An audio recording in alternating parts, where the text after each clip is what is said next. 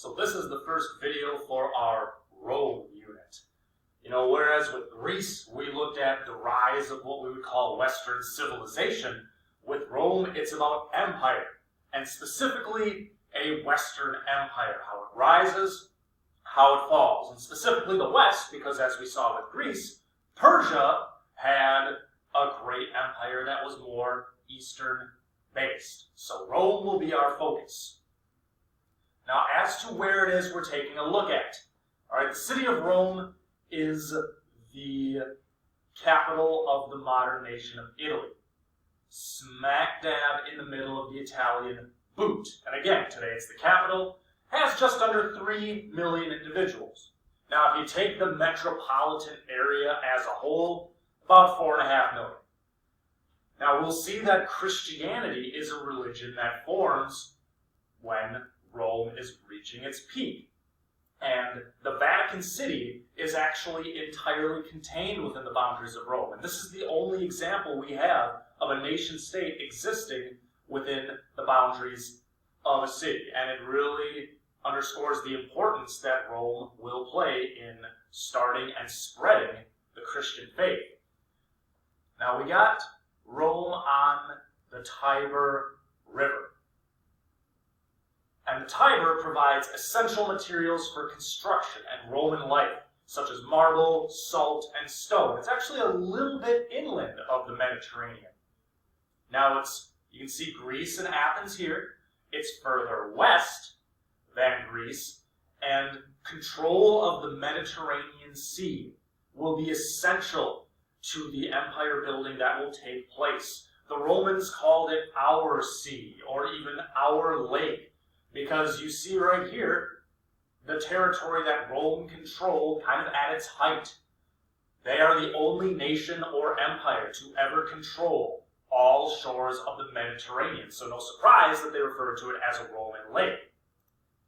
Now, when we look at the origins of what we come to call Rome,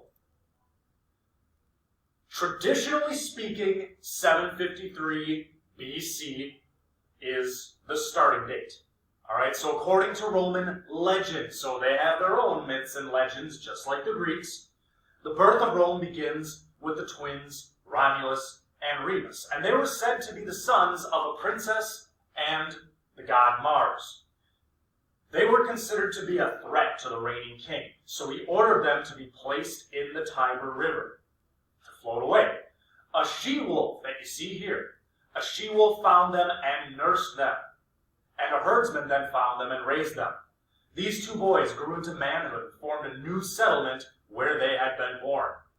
But it's tough to lead with two kings. All right, so a dispute arose as to whom the sole ruler should be. To make a long story short, they fought it out. The city became known as Rome and not Rheims, so you should be able to figure out who won. Now again, 753 BC is when the legends state that this all began.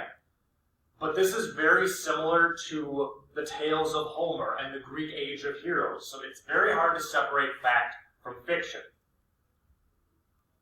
Now, the inhabitants of Rome began to incorporate others into their sphere, mainly other peoples that were known as the Latins and also the Etruscans. The Etruscans built Rome into an urban center that included the so-called Seven Hills. Now, the Etruscans themselves shared a common language and common customs, but they themselves never built an empire. Under them, you can see planned streets. They had standard widths for the streets. They planned where they would build things. And the branch and mud huts that were originally constructed are slowly replaced with stone ones. And Etruscan eventually became king. All right, they become kings of Rome. And each of his 12 bodyguards carried a bundle of rods that were fastened together, known as fasces. These fasces represented the power of the king to discipline wrongdoers and execute serious criminals. And this is where the phrase fascism or fascism actually comes from, this twined together bundle of rods.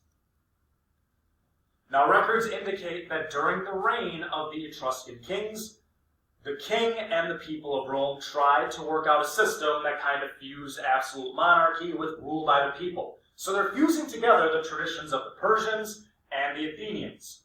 The final king was a man who called himself Tarquin the Proud, and he was eventually forced to flee with his son because they weren't very moral and they weren't very popular. Now, 2 men were allowed to rule in a king-like manner when it came to declaring war and making laws. But the difference was that their power only lasted 1 year, and each man could veto the other. They are called consuls.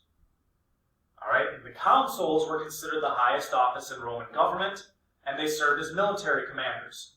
The date of this transition is often thought of as being in 509 BC. So that's when we call this the beginning of the Roman Republic. Now, there continued to be invasions from the north that needed to be dealt with. Fighting is a constant in Roman history. The people of Rome agreed that, if necessary, a dictator or dictator would be elected that would serve for a maximum of 6 months or until the emergency had passed. Usually it was one of the consuls, and they truly had the power of life and death. They didn't need to consult the people to punish Romans via execution. And we can see in the image the most famous of these dictators, Cincinnatus, a man who was twice elected dictator, but he held on to power not a day longer than was necessary. Crisis ended, he handed it back. When asked why he didn't keep all the power, which he could have, he simply gestured to his farm and said, "I have this. What more do I need? I've got everything I want."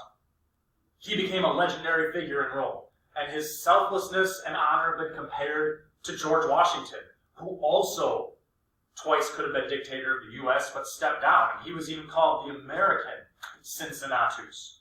So we're starting to see how legend fuses into reality as Rome begins to establish itself.